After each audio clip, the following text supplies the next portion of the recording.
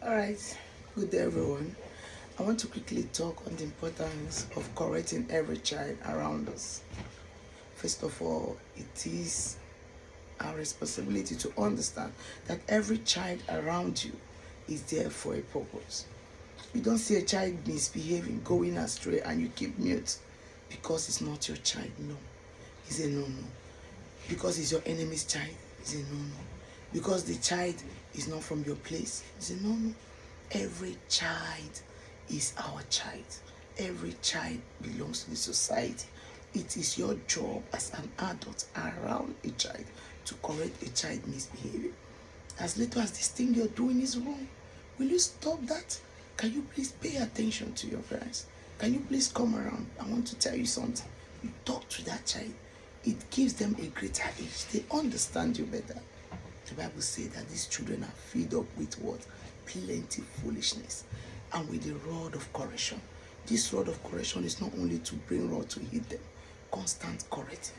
Constant talking to them. Any child you see around you, imagine you say something to a child, the mom comes back home, say it to the child, the father is pinpointing the same thing to a child. With time, they're going to stop.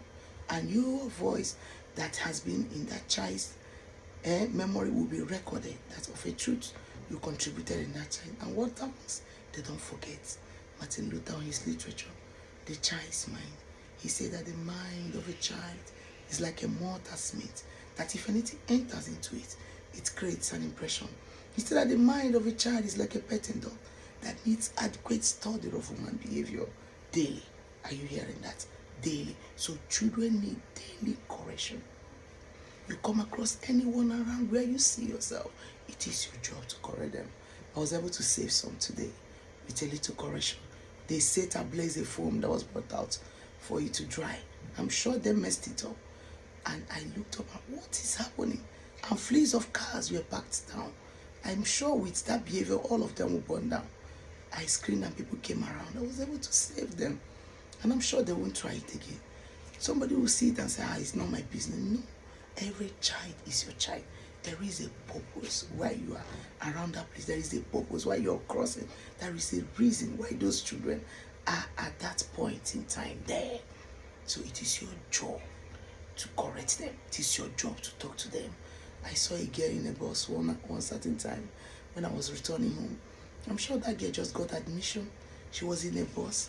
We need to see the type of sexual arousal in this girl. She didn't respect anybody in the bus. She was just making call. Baby, I am coming. We are going to have it raw. We are going to do this. We are going to do that.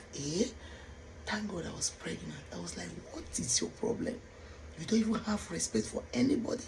You are looking around, car bus filled with people, and you are shouting. I talked to her, she became quiet. I kept talking to her till I got to where I stopped. From there, evangelism. Somebody might say, how did you know she repented? My voice kept re-echoing on her ear. You think God cannot do something? No, He will. It is your job to correct them, leave the rest. There is a reason why they are around you. Every child is your child. Every child is your child. Your enemy's child, correct them. Your neighbor's children, correct them. If you don't correct them and you think, no worry, nobody will correct your own. When you correct them in love, correct them in acceptance, correct them, somebody else, your children will be somewhere and they will be corrected. I saw one when I was coming in the other day. He just carried his head and laid. He was sitting on the pavement and turned his head upside down and was sleeping. I've not seen that kind of a thing before. I packed and asked him, how can you be sleeping upside down? Are you okay?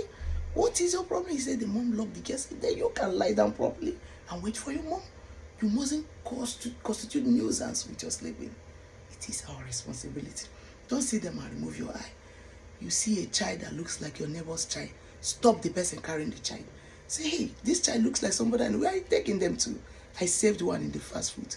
The man kept calling the boy, come, let me go and snap a picture outside. Come, let me go and snap a picture outside. I was like, okay, I'm very, very uncomfortable with the way you're calling this child. Is he your child? He said, no, you want to snap him. Who ordered you to snap him? Lo and behold, the mom was already in the restroom, easing herself, and he was busy calling the boy to snap the boy picture outside. Why all the children are inside? Every child is your child. Don't sit down and overlook and say it's my enemy, let the child destroy. No, you don't know where yours will be found tomorrow. And if your intention is to bring down anybody's child, whatever thing you sow comes back to you. Every child is your child. Let your voice count. Let your voice count. Let your voice count.